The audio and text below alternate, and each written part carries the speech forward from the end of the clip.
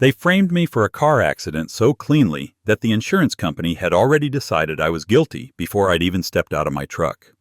That was the part I understood. I'd spent 28 years as an insurance adjuster. I knew every trick. The rehearsed witness statements, the fake neck braces, the sudden medical invoices, the convenient blind spots where cameras weren't working.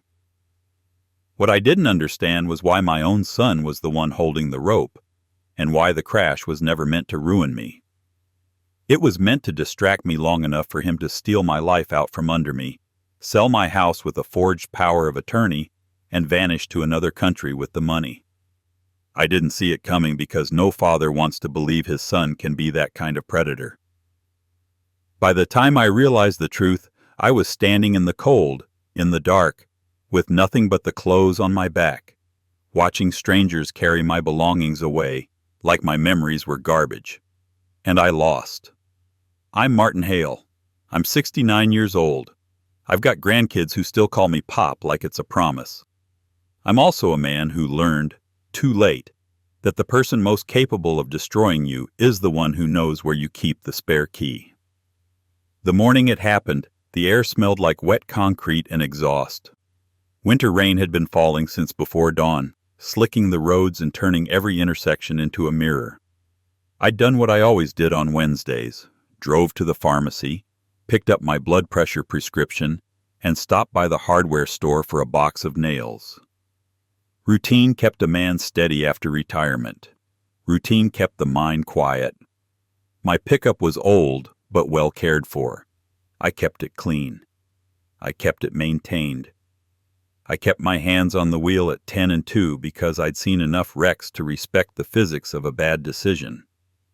At 9:17 a.m., I was 3 blocks from home, rolling through a green light, when a gray sedan shot out of a side street like it had been fired from a cannon. No hesitation, no braking, just a hard, committed angle aimed straight at my front quarter panel. I hit my brakes and tried to turn away, but the slick road stole my traction. The sedan slammed into me with a metallic shriek, the kind of sound that vibrates inside your teeth. My truck lurched, fishtailed, and kissed the curb hard enough to make my spine pop. For half a second, there was nothing but the hiss of rain on hot metal and the ticking of my engine. Then the screaming started. A woman, high and sharp. "Oh my God! Oh my God, you hit us!" I sat there with my hands still locked on the wheel, feeling the old muscle memory of collision investigation rise in my chest like a cold tide. Impact angle was wrong. Speed differential was wrong. And the sedan's trajectory made no sense, unless it had been waiting for me. I got out slowly, my joints protesting. Rain slapped my face, cold enough to sting. My truck's front right fender was crushed, my headlight shattered, pieces of plastic glittering on the wet asphalt. The sedan had taken the hit on its left rear, which was odd. Most honest crashes on city streets don't strike there. You hit where you can't avoid, not where you choose. The sedan's rear door swung open and a man stepped out, maybe mid-30s, wearing a hoodie even though it wasn't that cold. His eyes were wide in a way that didn't look like shock. It looked like performance. A woman climbed out after him, hand pressed to her neck, already limping. And then, like a stage cue, 2 bystanders appeared from nowhere. One held up a phone. Another pointed at me like a jury. "You ran the light," the man in the hoodie said. I stared at him. It was green. He shook his head hard. "No, it wasn't. You came flying through." I looked past him. The intersection camera was mounted on the pole, its black dome beaded with rain. "We'll let the camera decide," I said. The woman's eyes flicked to the camera for the briefest instant, and something passed across her face. An irritation so quick she tried to hide it. Then she doubled down on the performance, pressing her throat like she was choking on pain. "My neck," she whispered. Then louder for the phone holder. "My neck hurts so bad." I stepped back, careful not to say anything that could be twisted. I kept my voice calm. "Are you injured? Do you need an ambulance?" "We need the police," one of the bystanders said. "You were driving reckless." That's when I noticed the other detail that made my stomach tighten. The phone holder wasn't filming the cars. He was filming my face. I'd handled claims where scammers did that, capturing a driver's expression, hoping to get anger, hoping to get a raised voice, hoping to show aggression later. They edited it. They narrated over it. They made juries out of adjusters and supervisors who had never met you. I took a breath and forced my shoulders down. The man in the hoodie stepped closer, rain dripping off the edge of his hood. "You're going to pay for this." "I have insurance," I said. "We'll exchange information." "Insurance?" The bystander laughed. "At your age, you should not be driving." That line was meant to hook something in me. Age, shame. A little humiliation to make an old man snap. I didn't. I reached into my pocket for my phone and called the police. My fingers were steady. My voice was steady. But inside, something was already running numbers and patterns. A gray sedan with tinted rear windows. A staged angle. Instant witnesses. Instant filming. A neck grab and a limp. And a script they'd practiced enough to deliver in the rain without missing a beat. I gave dispatch our location and waited. While we stood there, the woman kept glancing at my truck's dash like she was looking for something. I followed her eyes and understood immediately. Dash camera. I had one, small, mounted near the rear view mirror. Not flashy, just enough to keep me honest and keep others from lying. Her gaze hardened. The man in the hoodie shifted closer to the passenger side of my truck like he was going to peek inside. I stepped between him and my door. He stopped, then smiled like he was being friendly. "You okay, old man?" "I'm fine," I said. He leaned in, voice low. "You don't want to make this hard. People get hurt when old men refuse to cooperate." I stared at him until he looked away. The police arrived in 7 minutes. 2 patrol cars. The first officer walked up, hand near his belt, eyes already scanning the scene. The bystanders started talking all at once, piling their story on top of each other like bricks. "He ran the light. He was speeding. He didn't even stop. He hit them." The officer turned to me. "Sir, what happened?" "I had the green," I said, keeping it simple. They pulled out into the intersection. The officer's eyes narrowed, measuring. "Any dash cam?" "Yes," I said. The woman's limp faltered for half a second. She caught herself and exaggerated it. The officer nodded. "We'll need that footage." The man in the hoodie stepped in fast. "His camera might be tampered. He probably edited it." That was too quick, too eager. The officer looked at him with mild suspicion. "We'll review it." A second officer took statements. The scammers stayed tightly consistent, each one repeating the same phrases in slightly different order, like people reading from the same page. I watched the bystanders. Their shoes were too clean for rain. One had a lanyard tucked under his jacket, the kind a person wears to work. He'd run out when the crash happened, meaning he'd been nearby, waiting. I tried to keep my face neutral. Then something happened that made my heart sink in a way that had nothing to do with the crash. My phone buzzed. My son's name flashed on the screen. Daniel. I hesitated. He knew I was out running errands, yes, but he never called me mid-morning unless he needed something. I answered. "Dad?" Daniel said, breathless, like he'd been running. "Where are you?" "In an accident," I said. A pause. Too long, then too smooth. "Are you okay?" "I'm fine. My truck is not." "Stay calm," he said quickly. "Do not say anything extra. Do you hear me? Just answer questions." I blinked at the rain. "Daniel, I've handled claims my whole life." "I know," he said. "That's why I'm calling. They are going to try to blame you." Something in his voice felt rehearsed, like he was reading a role. "How do you know?" I asked. Another pause, then a laugh that didn't fit. "Because that's what people do. Just listen. I'm on my way." "You don't need to—" "I'm coming," he insisted, and hung up. I lowered the phone slowly, staring at the wet street. Daniel lived 25 minutes away on a good day. He had a job that didn't allow him to just leave whenever he wanted. He had obligations. He had excuses. And yet he was already on his way, like he'd been waiting for a reason. The officers separated us, exchanged information, and arranged towing. I asked the officer about the intersection camera. He looked up at the dome and shook his head. "Not city," he said. "Private system. Belongs to the bank on the corner." My eyes went to the bank building. Camera on the pole, yes. But the bank's own cameras were on the building's corners, under the eaves. "Can we request that footage?" I asked. "We can," he said, non-committal. "But it takes time." Time. That's what scammers needed. Time to file claims. Time to visit urgent care. Time to get lawyers. Time to let the story set like cement. A tow truck arrived and started winching my pickup onto the flatbed. The driver glanced at me with a look that said he'd seen this before. As my truck's tires lifted, I saw the dash cam through the windshield. Or what should have been the dash cam. The mount was there. The camera was gone. A cold line ran down my spine that had nothing to do with rain. I turned my head slowly toward the scammers. The woman's eyes were on my windshield. She was smiling now, barely.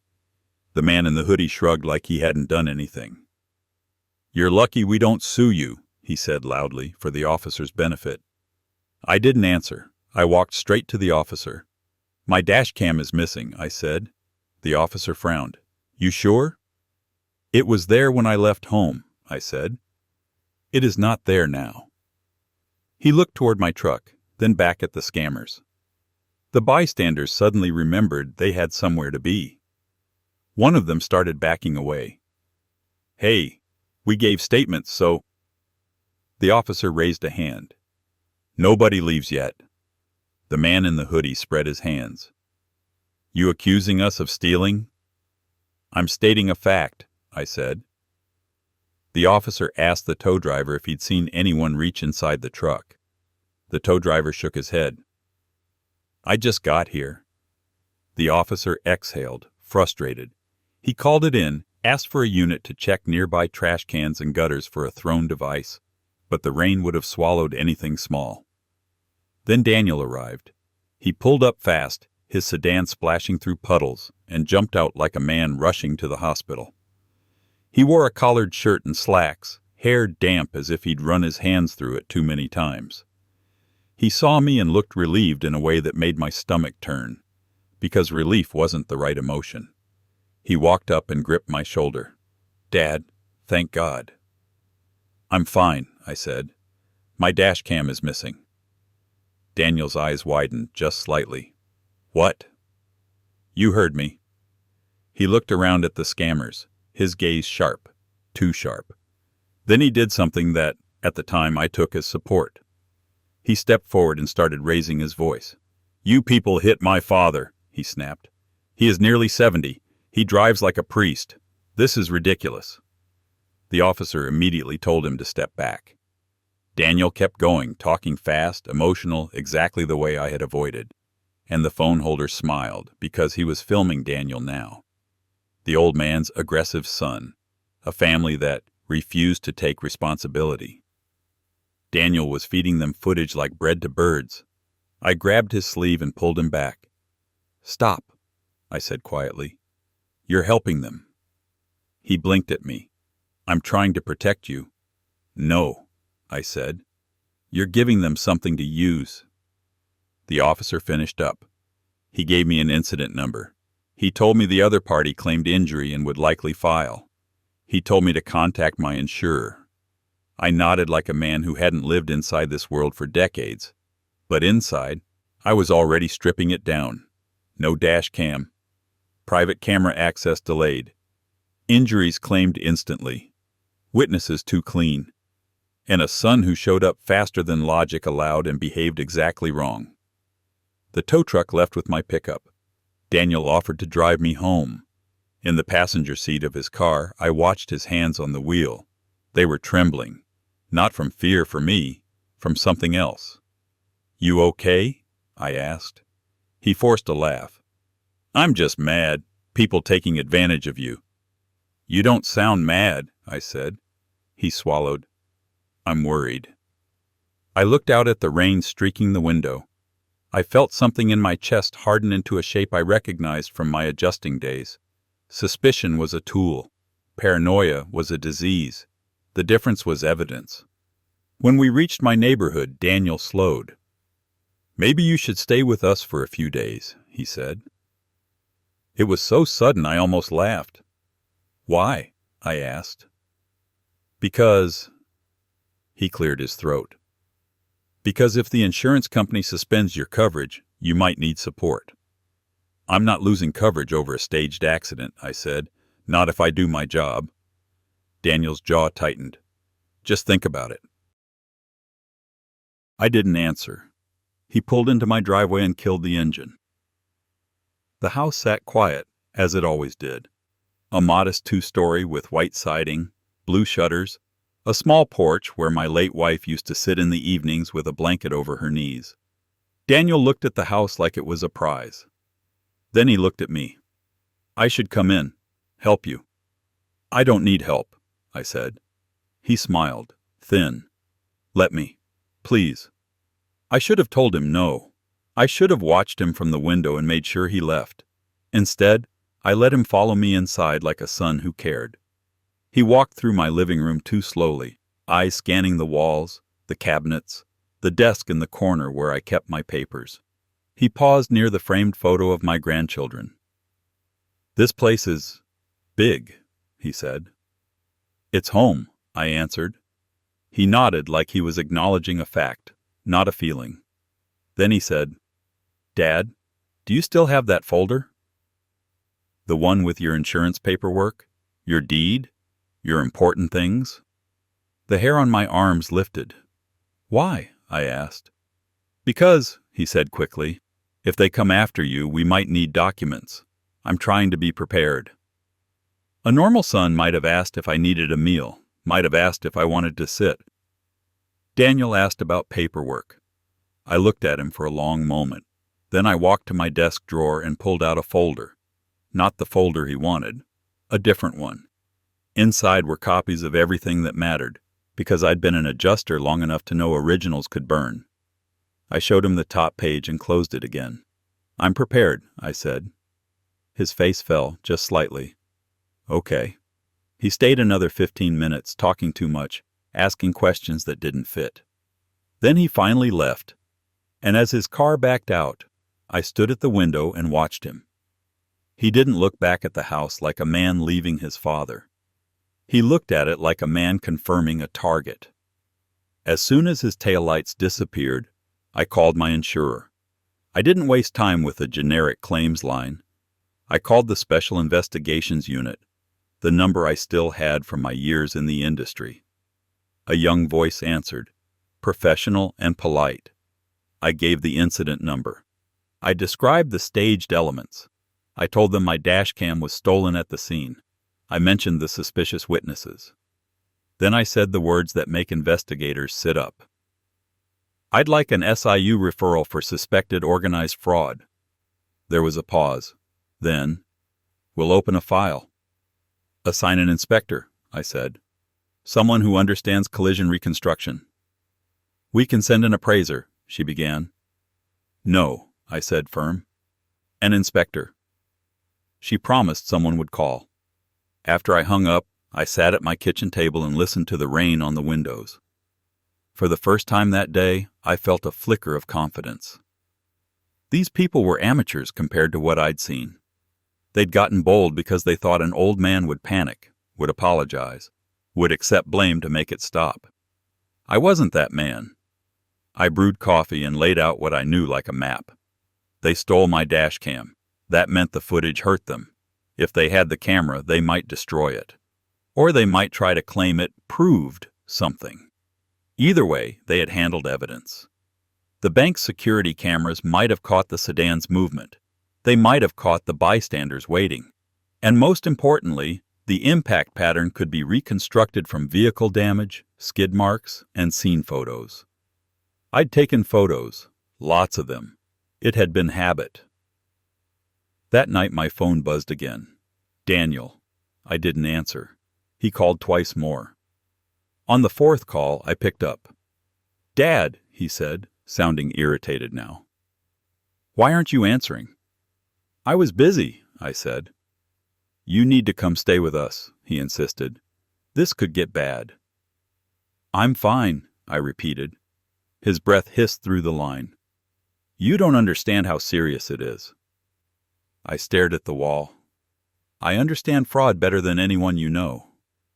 A pause, then softer. "Just trust me." The words felt like a hand reaching for my throat. "No," I said. "I'll handle it." I hung up and turned my phone off. The next morning, the insurance inspector arrived. Her name was Alina Mercer. Early 40s, sharp eyes, no wasted movement. She carried a tablet, a measuring wheel, and the kind of calm that comes from walking into lies for a living. She stood in my driveway, raincoat hood up, and extended her hand. "Mr. Hale," she said, "I'm sorry you're dealing with this." "Thank you for coming," I said. We drove to the tow yard where my truck sat behind a chain-link fence, looking wounded and humiliated. Alina walked around it, taking photos, measuring panel deformation, noting paint transfer. She asked me to tell the story once, cleanly, without emotion. I did. Then she asked to see my photos. I handed her my phone. Her eyes moved over the images, and I watched her face change. Subtle, but there. The angle, the sedan's position, the bystanders. She looked up at me. "These witnesses," she said. "You said they appeared quickly?" "Like they were waiting," I answered. She nodded. We went back to the intersection. Alina stood under her umbrella, looking at the road like it was a puzzle. She checked the timing of the light cycles. She looked at the sight lines. Then she said quietly, "Your version makes more sense." I exhaled, slow. She pointed at the side street. "If they accelerated from here, they could have reached your lane at that angle. It's not a common accident pattern." "I know," I said. She looked at me, eyes steady. "We're going to request the bank footage. If it shows what I suspect, we'll deny their claim and potentially refer to law enforcement." Relief came up in my chest like warm air. I'd been right. I wasn't trapped. I wasn't helpless. For the rest of that day, Alina moved fast. She made calls. She typed notes. She asked the right questions. She didn't let the scammers control the story. By afternoon, she called me from her car. "We got preliminary footage," she said. My heart jumped. "And?" "The sedan rolled forward before you entered the intersection," she said, "as if it was waiting for you to commit. It also appears one of the witnesses was on the corner before the impact." I closed my eyes. "So they staged it." "Yes," she said. "We're escalating. You will not be held at fault based on this." A laugh escaped me, half relief, half exhaustion. "Thank you," I said. "You did everything right," she replied. "I'll send you documentation. And Mr. Hale, make a police report about the stolen dash cam if you haven't already. Evidence tampering matters." "I will," I promised. I ended the call and sat in my living room, letting the quiet settle. I'd won. That's what I thought. That's what Daniel wanted me to think.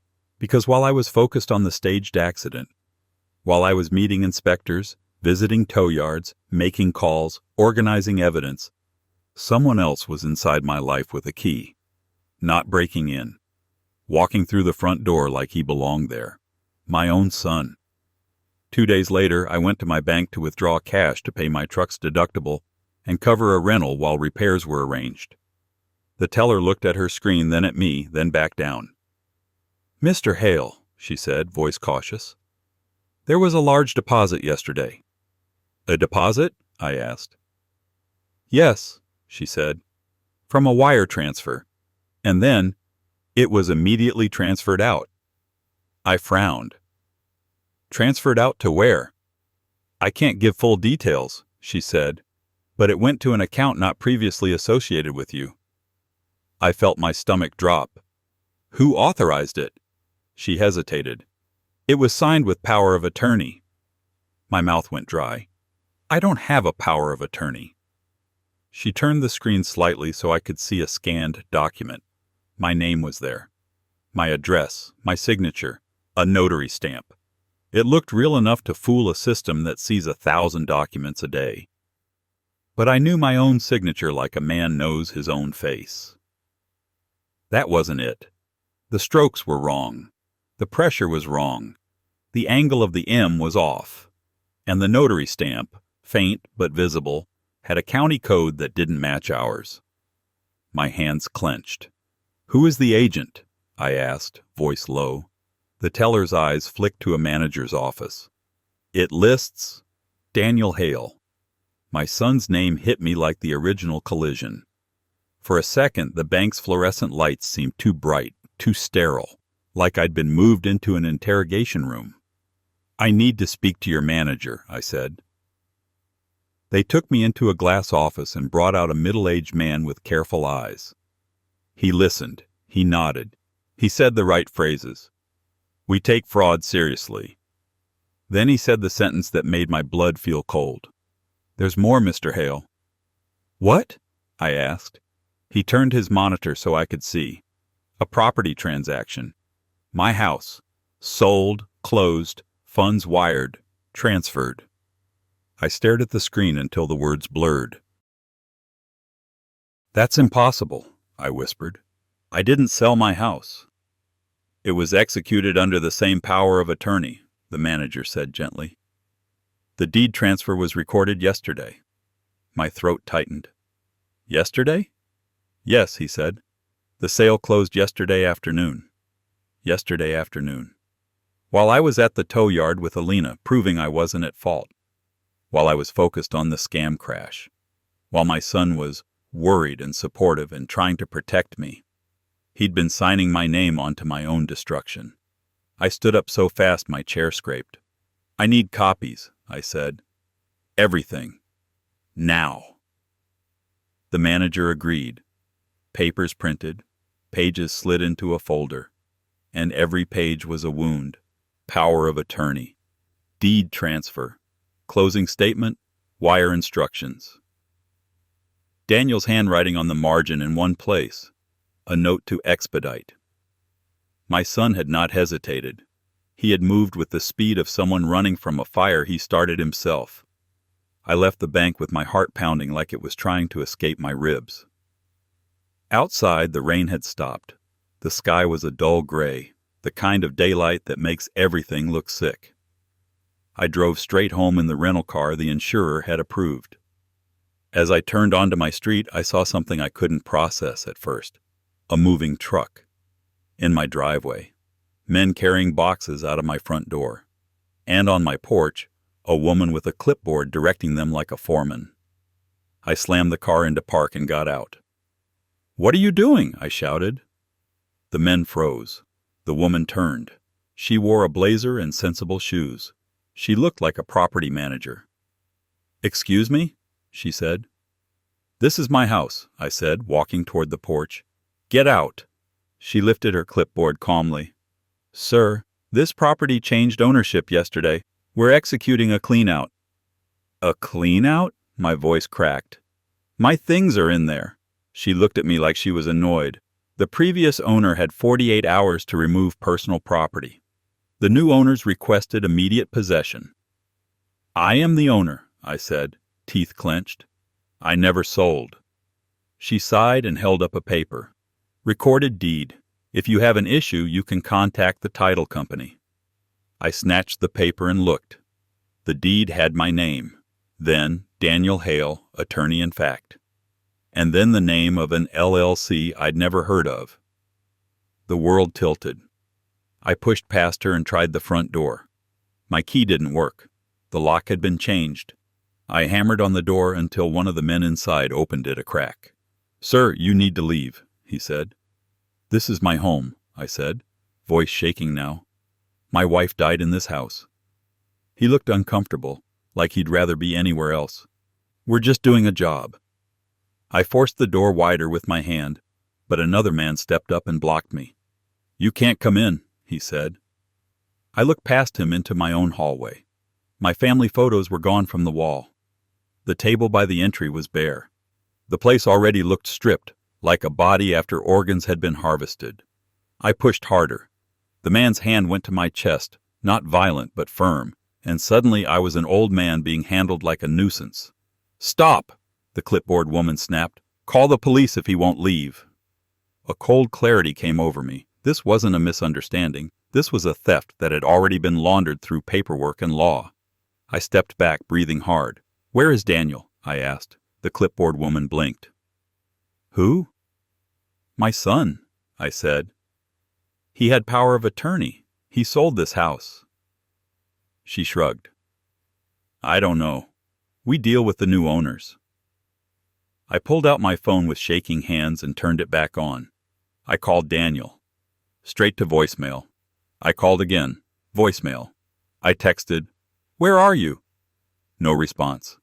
I called my daughter Elise, who lived 2 states away. My voice was raw when she answered. Dad? She said, alarmed. What's wrong? Elise, I whispered. Daniel sold my house. Silence. Then, what do you mean sold your house? I mean there's a moving truck in my driveway and strangers are carrying out my things, I said, words tumbling. He used a power of attorney. Elise, I'm not confused. I'm standing in front of my own house and my key doesn't work. Her breath hitched. Oh, God. I leaned against my rental car, knees suddenly weak. He's not answering. Elise, where is he? I asked. Do you know? No, she said, but her voice faltered on the word. And that falter told me everything. You know something, I said. She started to cry. Dad, he told me you asked him to handle things because of the accident. He said you were scared. He said you wanted to downsize and move closer to him. My mouth tasted like metal. He lied, I said. I didn't believe it, she sobbed. I didn't, but he sent me a copy of the power of attorney. It looked official. It's forged, I said, voice low. He forged my signature. Elise's crying turned into a sound like pain. I'm sorry, she whispered. I'm so sorry. I looked up at my house, my porch, my shutters, my windows, and it felt like looking at a photograph of someone who had died.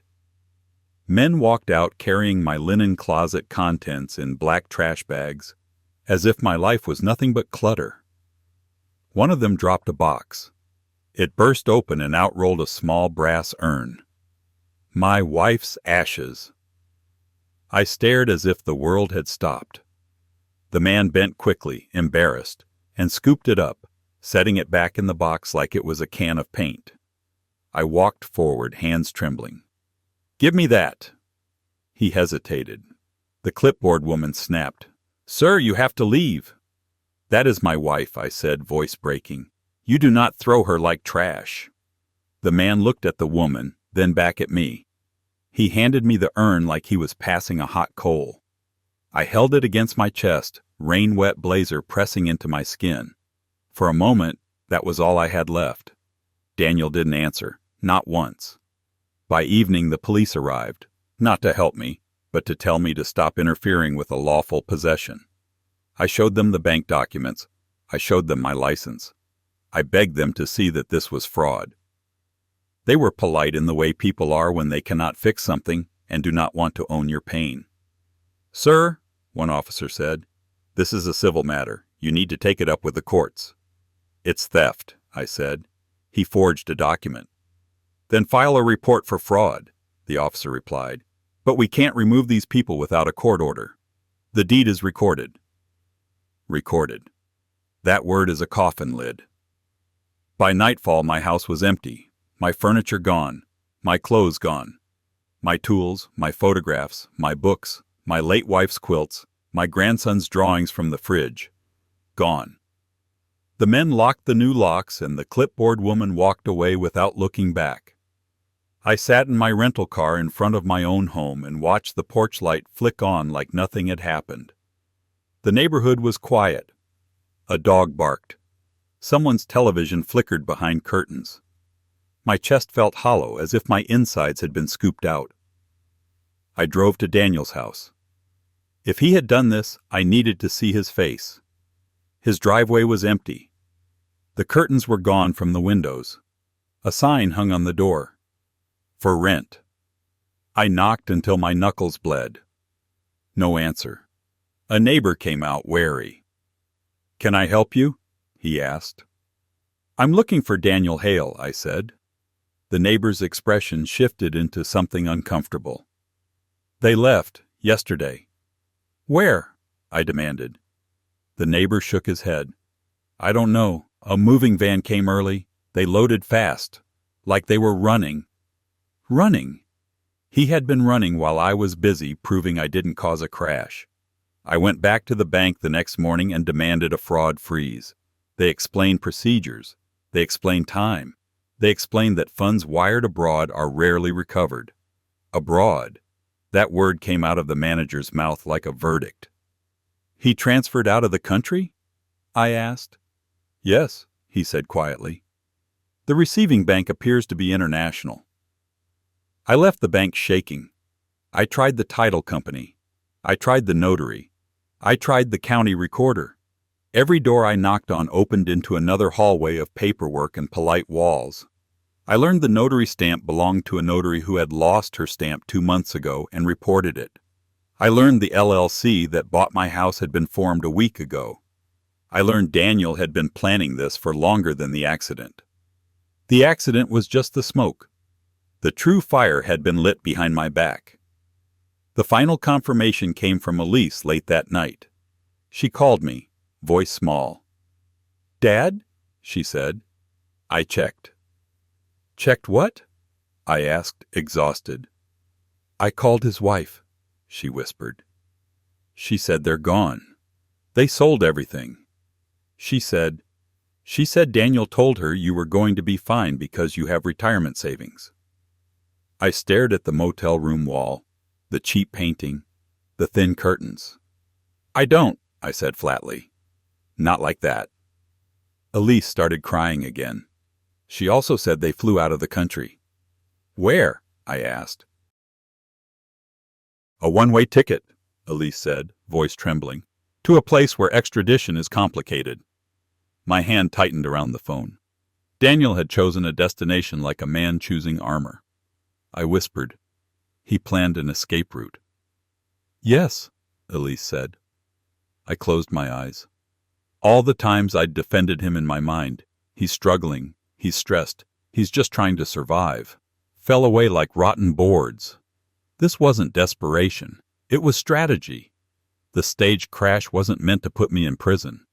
It was meant to keep me distracted, stressed, focused on a fight I could win while he quietly won the war.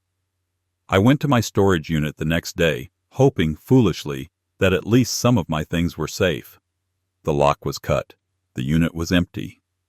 They'd taken what the movers didn't. Daniel had emptied me like a house after a flood, leaving only bare studs. That night, I sat in my motel room and opened the urn again, just to make sure it was real. My wife's name was engraved on it. Her birth year, her death year. I held it and felt the weight of everything I couldn't protect. The next morning, the rental car company called. The insurer wouldn't cover it indefinitely. My truck was still in repairs. I had no house, no car, no clothes beyond what I'd been wearing the day of the crash and what I'd bought at a discount store with the last cash I'd had in my wallet. I went to the police station and filed the fraud report anyway. I sat across from a detective who looked tired before I spoke. He listened. He took notes. He nodded when I showed him the forged signature. He said the same words everyone said. "We'll investigate." He didn't say he would catch Daniel. He didn't say he would bring my money back. He didn't say I would get my house again. Because he couldn't. When I left the station, the wind was colder, biting my cheeks. The sky was a hard, pale gray. I walked to a public bench near the courthouse and sat with the urn on my lap like it was a child. People passed me without seeing me. A man in a suit spoke into a headset, laughing. A mother pulled her toddler's hood up, hurrying past. A couple argued quietly about parking. Normal life moving around me like water around a rock. I looked down at my hands. Hands that had held my son as a baby. Hands that had taught him how to ride a bike. Hands that had signed countless claim forms, always believing paperwork could protect the honest. Those hands had been betrayed by ink. A crash I had defeated, a fraud ring I had outsmarted, an insurance company I had convinced with facts and calm. I had done everything right, and it hadn't mattered, because the true thief hadn't been in the gray sedan. He had been inside my house calling me Dad. My phone buzzed. A message from Elise. "I'm coming. I'll be there tomorrow." I stared at the screen for a long moment. I wanted to tell her not to. I wanted to tell her to stay safe, to protect herself, because Daniel had shown what he was capable of. But another part of me, older, quieter, needed one thing. Not justice, not revenge, not even money. Just proof that someone still saw me as more than a problem to be moved out of the way. I typed back, "Thank you." Then I put the phone away and sat there until my legs went numb. In the distance, sirens wailed. Somewhere, someone else was having the worst day of their life. I watched the courthouse doors open and close, people entering with hope and leaving with disappointment. And I understood something with a clarity that hurt. In my old job, I used to tell people that truth has weight, but truth doesn't always win. Sometimes truth arrives late, carrying an empty folder, while the liar is already on another continent, spending your life like loose change. I held my wife's urn tighter. My house was gone. My belongings were gone. My son was gone. And the man he used to be, the little boy who once climbed into my lap and promised he'd take care of me when I got old, was gone too. I was still breathing. But that wasn't the same thing as winning. That night, I slept in my car for the first time since I was 19 years old, in a grocery store parking lot under a flickering light that buzzed like an insect. I used my coat as a blanket. I kept the urn on the seat beside me, and in the darkness, I finally said the sentence I hadn't been able to say out loud. My own son did this. The words didn't set me free. They didn't bring anything back. They just sat in the air like a cold truth, heavy and permanent. When the sun rose, it rose on a different life. Not the life I'd built. Not the life I'd earned. A life stripped down to survival and betrayal. A life where my experience and my calm and my skill had saved me from a staged accident, only to leave me standing on the sidewalk, homeless, while my son disappeared beyond reach. If you want to know what it feels like to lose everything, it's not one big moment. It's a series of small ones. A key that won't turn. A lock that isn't yours anymore. A moving truck swallowing your memories. A police officer saying civil matter. A bank manager saying international transfer. And a phone that keeps ringing into voicemail. I didn't lose because I was careless. I lost because I loved the wrong person with the kind of trust a father is supposed to have. And Daniel knew that. He used it like a weapon. He didn't just take my house. He took the last comfortable illusion I had left, that blood means loyalty. That morning, I walked to a public restroom, washed my face, and looked at myself in the mirror. An old man with bloodshot eyes, a man with no home, a man holding an urn like an anchor. I stared until my reflection stopped looking like me and started looking like someone I'd pity on the street. Then I turned away. Because pity is for people who still believe the world will make things right. I didn't. I got in the car, started the engine, and drove nowhere in particular, just moving because stopping felt like dying. And as the city passed by in gray streaks, one thought kept repeating in my mind, quiet and relentless. I beat the scam. I beat the accident. I beat the insurance inspector's doubts. But none of that mattered. because the real collision had been waiting at home. And this time, there was no dash cam in the world that could prove what it did to my heart. I was left homeless. I was left without my belongings. I was left with the truth. And I lost. My grandpa's worst really happened. I believe him. If you want more true tales like this, hit subscribe.